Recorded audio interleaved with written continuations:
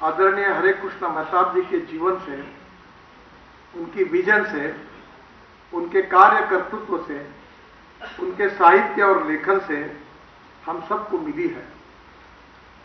मैं जब बचपन में स्कूल में पढ़ता था तो मराठी में किताब में एक बहुत अच्छी बात लिखी हुई थी जो मुझे आज भी याद है।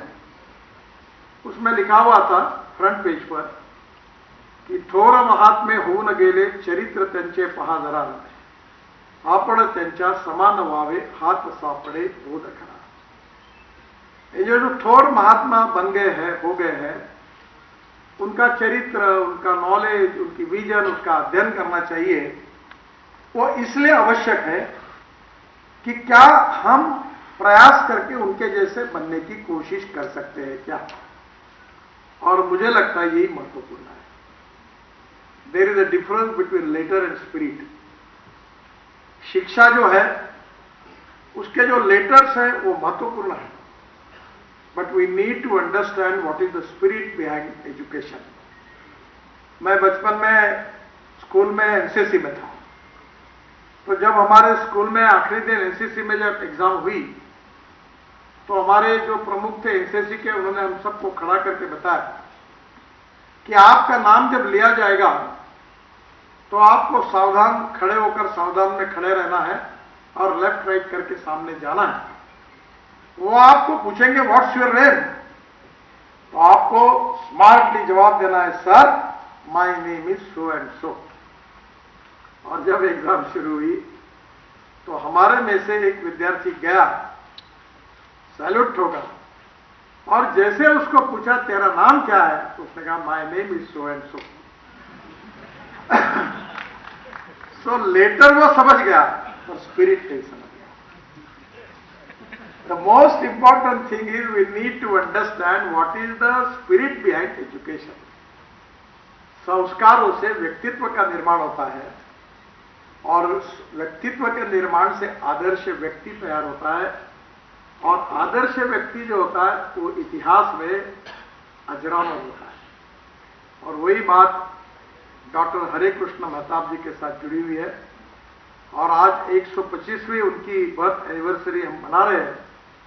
और मुझे जब यहाँ आने का मौका मिला तो उनके जीवन का जो उनका कार्य कर्तृत्व था, उसकी प्रेरणा, उसका स्पिरिट आज भविष्य में ओडिशा ही नहीं तो हमारे देश के युवाओं में आए तो राष्ट्र के पुनर्निर्माण में हम विश्वगुरु बन सकते हैं।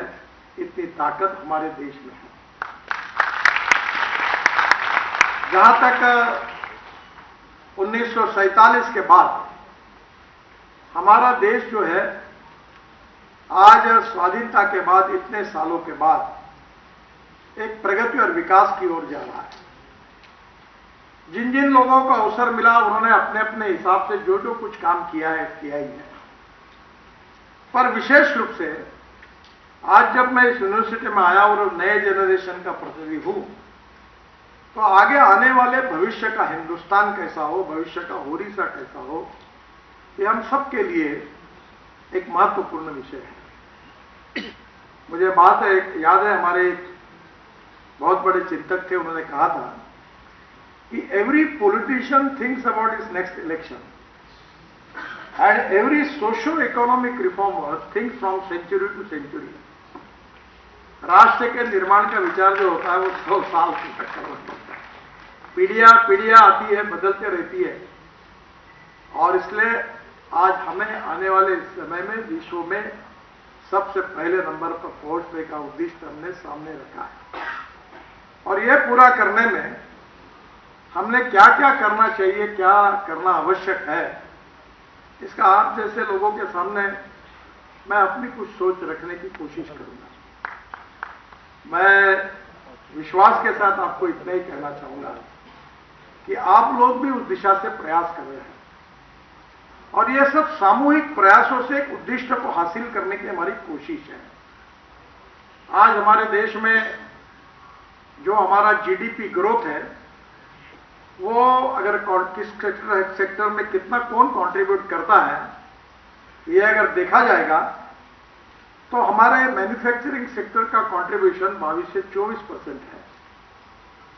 अगर हमारे देश में जो हमारा सर्विस सेक्टर है उसका कंट्रीब्यूशन 52 to 54% है और हमारा एग्रीकल्चर सेक्टर जो है एग्रीकल्चर अलाइड सेक्टर उसका कंट्रीब्यूशन ये 14% है।